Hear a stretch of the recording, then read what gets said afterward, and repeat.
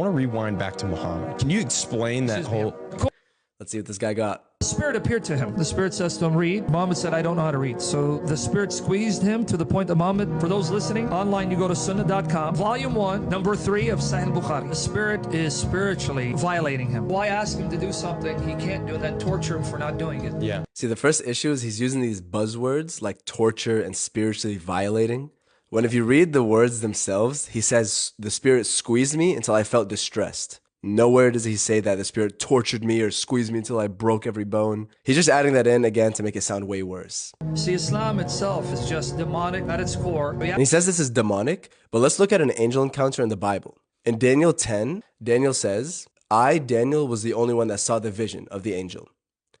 The men with me didn't see the vision, yet they started to tremble violently, and they quickly hid themselves.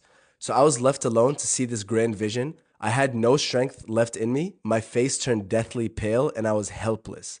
I heard the man speak, and as I listened to his words, I fainted face down on the ground. So as you can see, an angel encounter isn't some small thing that humans go through every day. And if you see this massive angel, it's only human nature to be scared or terrified and stuff like that. So petrified and horrified that he asked his wife, and he's shivering, hide me from him. He thought he was demon possessed. She said, you're such a good man and a pious man. Allah would never allow you to be demon possessed. And you see how he says, hide me from him? Where the hadith does not say that. It says, cover me, because the Prophet Muhammad, peace be upon him, after seeing this angel, runs to his best friend, his wife, Khadija, and asks her for support and for comfort in that moment, which is completely normal, and that's what is expected from a husband to a wife, I think.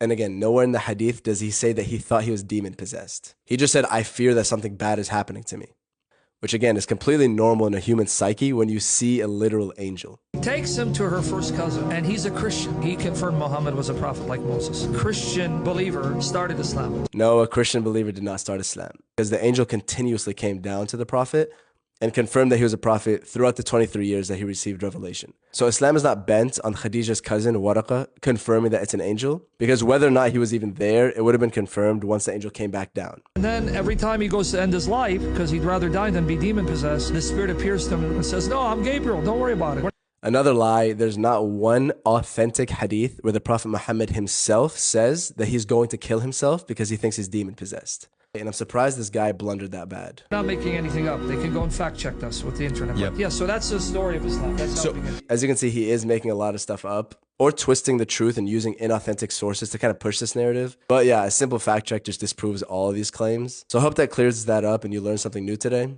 See you guys in the next one. Assalamu alaikum.